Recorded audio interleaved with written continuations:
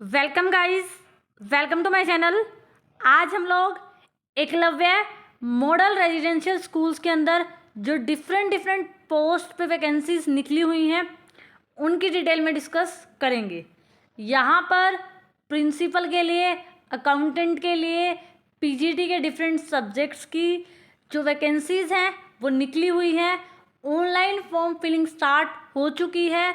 तो आज हम डिस्कस करेंगे, बेसिकली जो मेन हम डिस्कस करेंगे, पीजीटी इकोनॉमिक्स हमारा सब्जेक्ट है, तो इकोनॉमिक्स की कितनी वैकेंसीज हैं और आपको क्या क्या उसके अंदर एग्ज़ाम पैटर्न देखना है, क्या आपका इकोनॉमिक्स का सिलेबस रहेगा, क्या आपकी जो एलिजिबिलिटी क्राइटेरिया है वो क्या रहेगा, हम इन सब चीज़ों को डिटेल में डिस्कस करेंगे। ऑनलाइन फॉर्म फिलिंग स्टार्ट हो चुकी है। 31 जुलाई इसकी लास्ट डेट रहेगी फॉर्म फिल करने की। तो देखिए, सबसे पहले अगर हम बात करें तो डिफरेंट पोस्ट की वैकेंसीज निकली हुई हैं।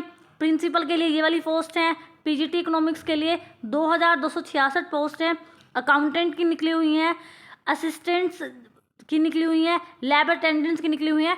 टोटल जो है इन्होंने 4062 पोस्ट निकाली हैं। इसमें से जो हमारा मेन कंसर्न है वो है पीजीटी में, और पीजीटी के अंदर भी हमारा जो इकोनॉमिक्स का जो सब्जेक्ट है उसमें हमने देखनी है कि हमारी जो टोटल पोस्ट है वो कितनी निकली हुई है।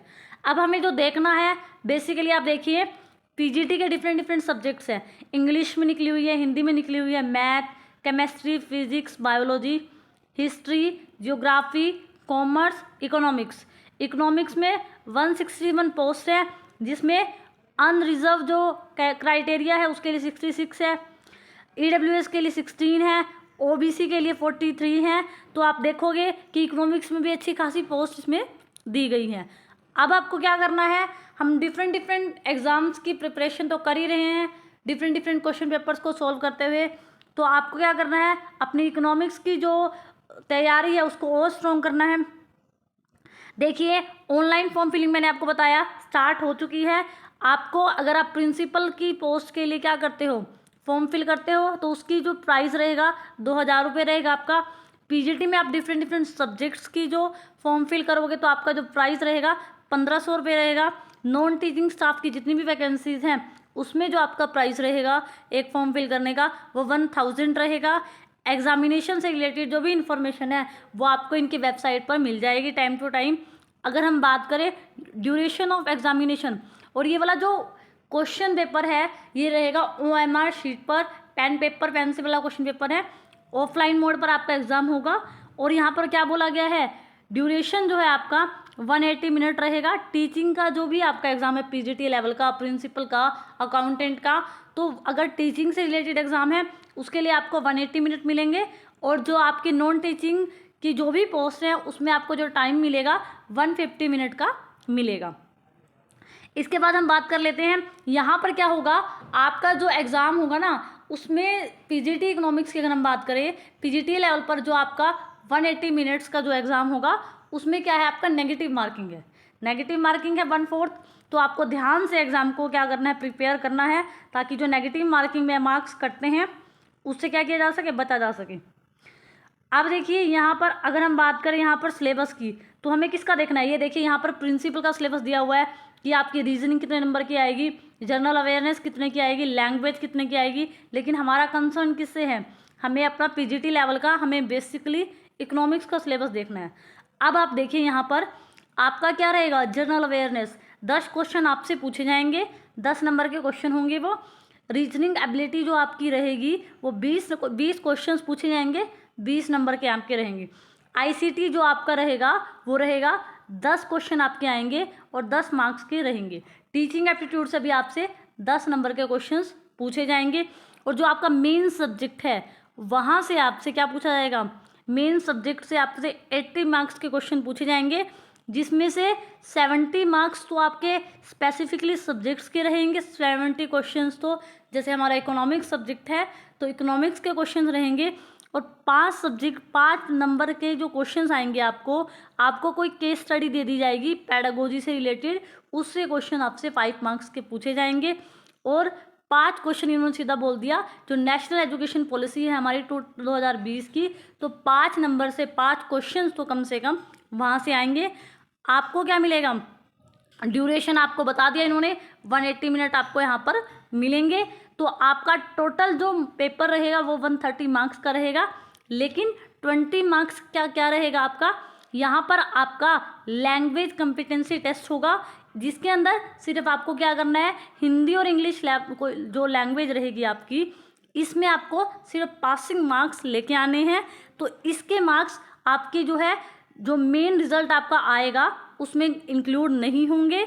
ये 20 मार्क्स जो हैं वो क्या रहेंगे आपके, ये सिर्फ आपके पासिंग मार्क्स रहेंगे इन 2 सब्जेक्ट्स में लैंग्वेज के। बाकी 130 मार्क्स का जो है आपका जो रिजल्ट बनेगा, जब आपका रिजल्ट आएगा तो 130 मार्क्स आपके वहाँ 130 में से आपको क्या मिलेंगे, मार्क्स मिलेंगे। अब यहाँ पर देखिए, यहाँ पर अकाउंटेंट का जो आपको सिलेबस है वो दिया है। आप डिफरेंट सब्जेक्ट्स का सिलेबस देख सकते हैं। अगर हम बात करें, अब हमें क्या देखना है कि जो क्राइटेरिया रहेगा, क्या आपका एलिजिबिलिटी जो है वो होनी चाहिए।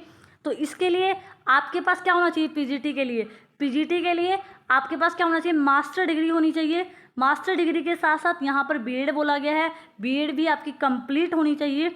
ठीक है, यहाँ पर एज रिलैक्सेशन भी काफ़ी ज़्यादा दिया गया है। आप क्या करना, एक बार ये इसकी पीडीएफ मैं आपको डिस्क्रिप्शन बॉक्स में दे दूंगी। तो यहाँ पर एज रिलैक्सेशन दिया गया है कि एससी को कितना दिया जाएगा, एसटी को कितना दिया जाएगा, ओबीसी के लिए कितना एज रिलैक्सेशन है, ये सब कुछ आपको दिया गया है। तो यहाँ पर अगर हम बात करें क्वालिफिकेशन की, तो इन्होंने बोला है अगर आप पीजीटी के लिए फॉर्म फिल कर रहे हो तो आपकी सबसे पहले मास्टर होनी चाहिए, मास्टर के साथ साथ आपका बीएड डिग्री होनी चाहिए। पीजीटी के लिए तो सिर्फ ये 2 चीज़ें हैं, और उसके बाद प्रिंसिपल के लिए आपके लिए अलग अलग तरह का जो एक्सपीरियंस है वो जो है काउंट होगा। तो आप इसको स्टडी कर सकते हैं बेसिकली। तो यहाँ पर सिर्फ आपको 2 ही क्राइटेरिया को फिल करना है, एक तो आपकी मास्टर डिग्री हो, साथ में आपकी बीएड कंप्लीट होनी चाहिए। अपीयरिंग जो है इसमें नहीं चलेगी, ये आपको ध्यान रखना है। आप फर्स्ट ईयर में हो बीएड के, सेकेंड ईयर में हो तो आपको अपीयरिंग जो है यहाँ नहीं चलेगी, बस ये ध्यान रखना है। और यहाँ पर आपको देखो एज का रिलैक्सेशन के बारे में बोला है कि एससी के लिए 5 साल का है, ओबीसी के लिए कितना है। तो आप इसको एक बार स्टडी ज़रूर कर लेना। और आपकी नेगेटिव मार्किंग रहेगी, ऑफलाइन आपका एग्ज़ाम रहेगा। अब हम बात कर लेते हैं इकोनॉमिक्स का, जो हमारा सब्जेक्ट है उसमें आपको क्या क्या सिलेबस जो है स्टडी करना है। तो हम बेसिकली सीधा क्या करते हैं, सिलेबस को डिस्कस कर लेते हैं। इकोनॉमिक्स के अंदर जो आपका सिलेबस रहेगा, आपने केवीएस का भी सिलेबस देखा है, एनवीएस का भी सिलेबस देखा है, हम यूजीसी नेट का जो सिलेबस है उसको भी डिस्कस करते रहे हैं। तो यहाँ पर क्या है कि आपको डिफरेंट एग्जाम्स में अपने सिलेबस लगभग आपका 11-12 का ही है, लेकिन जो आपका लेवल आएगा ना पीजीटी पे, वो आपने जो ग्रेजुएशन में जो भी सिलेबस पढ़ा है इकोनॉमिक्स का और पीजी के लेवल का जो भी आपने पढ़ा है उस लेवल के क्वेश्चन पूछे जाते हैं। कभी भी आप उठा के देख लो, आपने हमारे साथ चैनल पर बहुत से एस्टेट के क्वेश्चन पेपर, पीजीटी के क्वेश्चन पेपर, बहुत सारे डिफरेंट एनबीएस के भी क्वेश्चन पेपर्स किए हैं। तो आपने देखा है वो हमेशा क्या देते हैं, सिलेबस में बोलते हैं 11-12 का पूरा कंप्लीट सिलेबस होना चाहिए, लेकिन उनके जो क्वेश्चंस होते हैं ना, क्वेश्चंस का लेवल वो होता है जो आपने यूजी लेवल पर या पीजी लेवल पर पढ़ा होता है। तो आप ये नहीं कह सकते कि आप अगर आपको 11-12 का इकोनॉमिक्स आती है तो आप आराम से इस पेपर को निकाल सकते हो, ऐसा नहीं है। आपको ग्रेजुएशन की सब्जेक्ट्स और पोस्ट ग्रेजुएशन की जो सब्जेक्ट्स हैं इकोनॉमिक्स में जो लेवल होता है उस तरह की तैयारी आपको करनी पड़ेगी, तभी आपका यहाँ सिलेक्शन होगा। क्योंकि यहाँ पर एक तो नेगेटिव मार्किंग का कॉन्सेप्ट है, तो थोड़ा पेपर और डिफिकल्ट हो जाता है यहाँ पर, तो आपको देखना पड़ेगा। सबसे पहली बात, ये एक सेंट्रल लेवल की जो सेंट्रल पेपर है, सेंट्रल गवर्नमेंट ने इस वैकेंसी को निकाला है। तो यहाँ पर आपको जो केवीएस के क्वेश्चन पेपर है ना प्रीवियस ईयर, एनवीएस के जो क्वेश्चन पेपर हैं, या फिर डिफरेंट स्टेट लेवल के जो सेट एग्जाम्स होते हैं, आपको उन सभी प्रीवियस ईयर क्वेश्चन पेपर्स को करने से बहुत ज़्यादा फ़ायदा जो है यहाँ मिलेगा। क्योंकि डिफरेंट क्वेश्चन पेपर जब आप करते हो तो आपको पता लगता है कि कितनी तरह के एक ही कॉन्सेप्ट से क्वेश्चन पूछे गए हैं। अगर आप बात करो पीजीटी लेवल के सिलेबस की, अभी हमने डिस्कस किया, जनरल अवेयरनेस आएगा आपको रीजनिंग में पजल्स आनी चाहिए, सीटिंग अरेंजमेंट आना चाहिए, डाटा एफिशिएंसी आनी चाहिए, ठीक है, ये सब आपका रहेगा। आईसीटी में कंप्यूटर से रिलेटेड आपको जितने भी टॉपिक्स होते हैं important, MS Word, MS Office, keyboard, mouse, इन सब के बारे में जनरल इन्फॉर्मेशन हो। टीचिंग एप्टीट्यूड का भी आपको बोला गया है कि आपको टीचिंग क्या होती है, इसका क्या नेचर होता है, कौन से फैक्टर टीचिंग को अफेक्ट करते हैं, ये सब आपको पता होना चाहिए। और इन्होंने स्पेशली मेंशन किया हुआ है कि आपको केस स्टडी से रिलेटेड, पैडागोजी से रिलेटेड क्वेश्चन पूछे जाएंगे। नेशनल एजुकेशन पॉलिसी, यहाँ से भी आपसे क्वेश्चन पूछा जाएगा 5 नंबर का।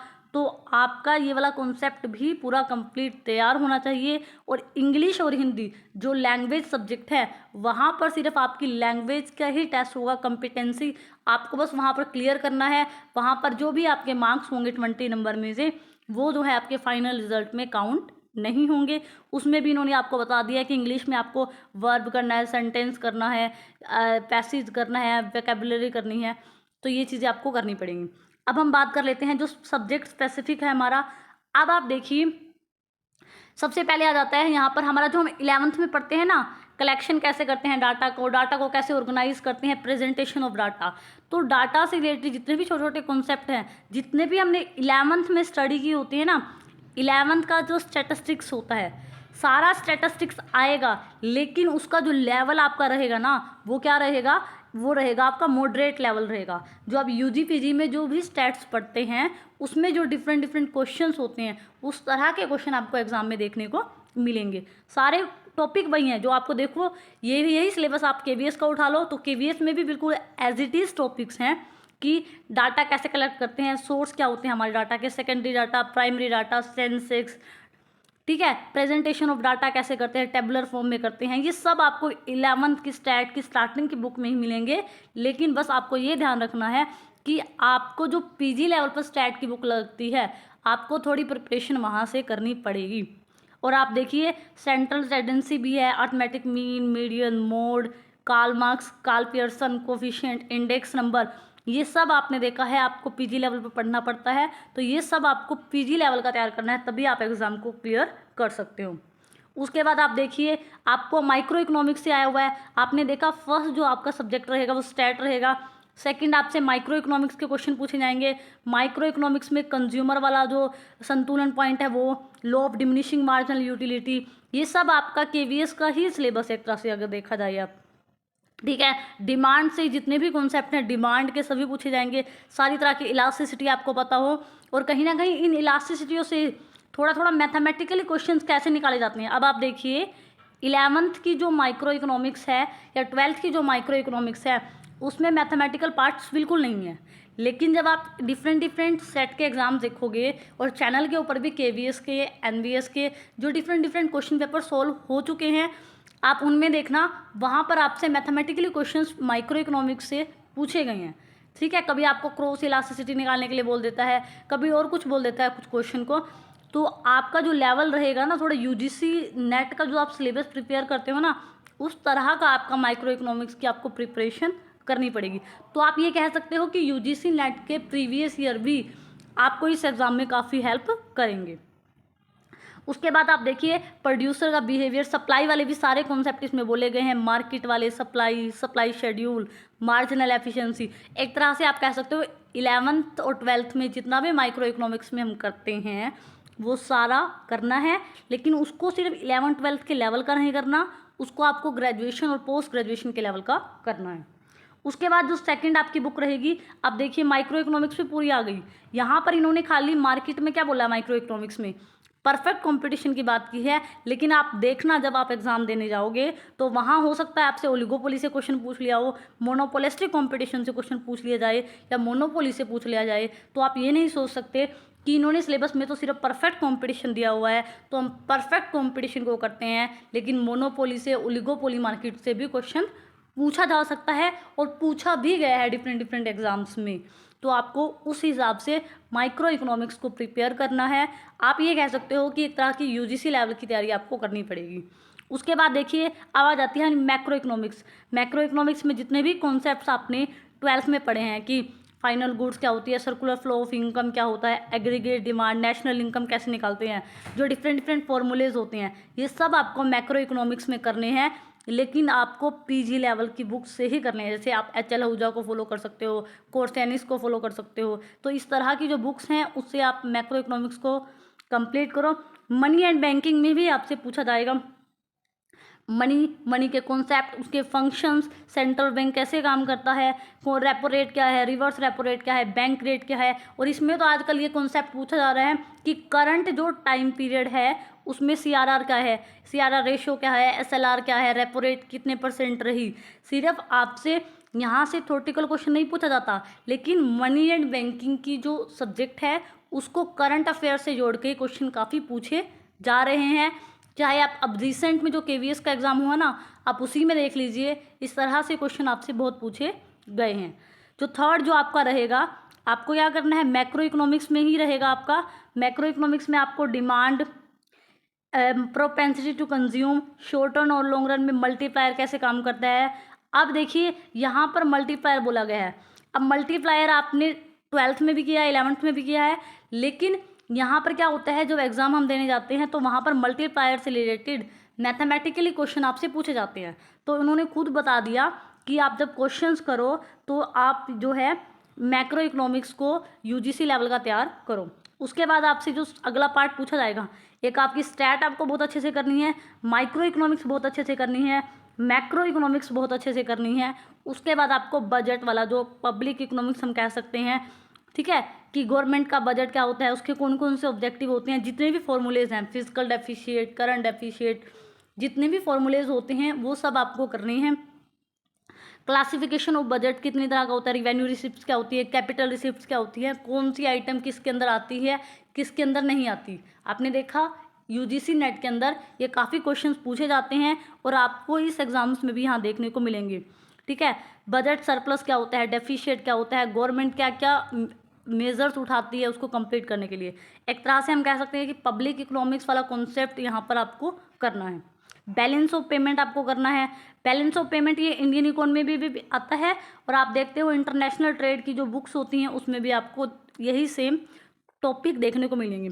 बैलेंस ऑफ पेमेंट आपको करना है, सरप्लस करना है, डेफिशिएट करना है, फॉरेन एक्सचेंज रेट आपको करनी है, फिक्स और फ्लेक्सिबल एक्सचेंज रेट आपको करनी है। तो आपको यहाँ पर आप ये कह सकते हो, इसको इंडियन इकोनॉमी में भी मान लो या फिर आप क्या मान सकते हो, इंटरनेशनल इकोनॉमिक्स का भी जो बेसिक कॉन्सेप्ट्स हैं ना आपके थोड़े बहुत, वो आपको करने पड़ेंगे।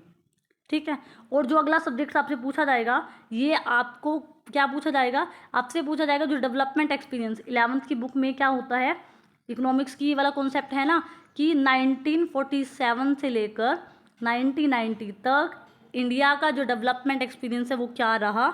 उसमें 5 ईयर प्लान भी आ गए, कॉमन गोल्स भी आ गए, सारी की सारी इंडस्ट्रियल पॉलिसीज़ भी आ गई। ठीक है, इंडस्ट्रियल में क्या स्ट्रेटेजीज थी, सब कुछ आ गया। एक तरह से आप कह सकते हो ये सब कॉन्सेप्ट आपके इंडियन इकोनॉमी के हैं। ठीक है, कुछ क्वेश्चंस आपसे यहाँ से पूछे जाएंगे। उसके बाद आपसे क्या पूछा जाएगा, GST से क्वेश्चन है, LPG ये 1991 के बाद से भी आपसे क्वेश्चन पूछे जाएंगे कि LPG क्या थी, लिबरलाइजेशन में क्या क्या छूटें दी गई, ग्लोबलाइजेशन, प्राइवेटाइजेशन, और इन्होंने स्पेशली बोल दिया कि डीमोनेटाइजेशन से भी क्वेश्चंस पूछे जाएंगे, कब हुआ, कैसे हुआ, इससे पहले कितने डीमोनेटाइजेशन हो चुके हैं, ठीक है, इफेक्टिव रहा या नहीं रहा, ये सब क्वेश्चंस आपसे पूछे जाएंगे। GST से भी आपसे क्वेश्चन पूछे जाएंगे। और उसके बाद इंडियन इकोनॉमी के, ये आपने देखना KVS के अंदर भी यही सिलेबस है इंडियन इकोनॉमी का, और यहाँ पर भी जो सिलेबस है सेम ही है कि ह्यूमन कैपिटल का फॉर्मेशन कैसे हुआ, रूरल डेवलपमेंट का कॉन्सेप्ट जो है वो सारा है आपका, एम्प्लॉयमेंट ग्रोथ क्या रही, क्या चैलेंजेस हैं, क्या क्या प्रॉब्लम है, गवर्नमेंट जो है किस तरह से एम्प्लॉयमेंट की जो प्रॉब्लम है उसको ठीक करने के लिए किस तरह की नई नई पॉलिसीज़, एक तरह से कह सकते हैं इंडियन इकोनॉमी में करंट में जो पॉलिसीज़ चल रही हैं ना वो आजकल काफ़ी ज़्यादा एग्जाम्स में आपको देखने को मिल रही हैं, तो आपको वो क्या करनी पड़ेगी, करनी पड़ेंगी। और उसके बाद देखिए जो करंट जो एक्सपीरियंस है ये वाला आपको KVS में भी देखने को मिलता है कि वहाँ क्या क्वेश्चन आता है, कंपैरिजन करना है आपको अपनी नेबर कंट्रीज से, इंडिया का पाकिस्तान के साथ, इंडिया का चाइना के साथ, कि इंडिया की इकोनॉमी एक तरफ क्वेश्चन होगा, चाइना की इकोनॉमी का क्वेश्चन होता है। ठीक है, तो यहाँ पर आपसे असेशन और रीज़न के क्वेश्चन पूछे जा सकते हैं कि कोई भी स्टेटमेंट दे देगा कि इंडिया के बारे में ये सही है या चाइना के बारे में ये सही है, क्या ये इसका रीज़न है। इस तरह के कंपैरिजन के क्वेश्चन आपने देखा था, हमने KVS के एग्ज़ाम सोल्व किए थे, NVS के सोल्व किए थे, वहाँ पर इस तरह के क्वेश्चन बहुत पूछे गए हैं, तो ये वाले क्वेश्चंस आपको देखने को मिलेंगे। ठीक है, अब आपको समझ आया कि स्टैट आपको करना है, अच्छे से करना है, बहुत UG PG लेवल का करना है, स्टैटिस्टिक्स, माइक्रो इकोनॉमिक्स आपको बहुत अच्छे से करनी है, मैक्रो इकोनॉमिक्स आपको बहुत अच्छे से करनी है, और आपको क्या करनी है, इंडियन इकोनॉमिक्स आपको करनी है। पब्लिक इकोनॉमिक्स में जितने भी कॉन्सेप्ट्स हैं ये आपको करने हैं। ये सब सिलेबस आपने 11th-12th में किया होता है, लेकिन आपको इसको यूजी और पीजी लेवल का तैयार करना है। तो आप जितने प्रीवियस ईयर सोल्व करना चाहो कर सकते हो। आपको हमारे चैनल पर भी बहुत सारे क्वेश्चन पेपर मिल जाएंगे।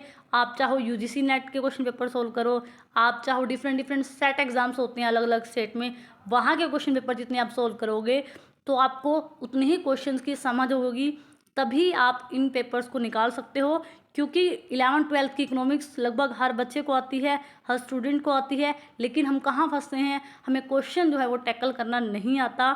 अब आप हमें बता सकते हैं कि आने वाली वीडियोस में आपको कॉन्सेप्ट की वीडियो चाहिए या क्वेश्चन जो है प्रीवियस ईयर वो चाहिए। आज हमने पीजीटी का जो सिलेबस रहेगा इसका ये भी डिस्कस कर लिया, और पोस्ट के बारे में भी डिस्कस कर लिया। अब जल्दी से जल्दी फॉर्म फिल कीजिए, 31 जुलाई इसकी लास्ट डेट रहेगी। आई होप सो आपको हर बात समझ आई होगी। अगर आपको मेरी वीडियो अच्छी लगी हो तो प्लीज़ मेरे चैनल को लाइक करना, शेयर करना एंड सब्सक्राइब करना। Thank you so much for watching this.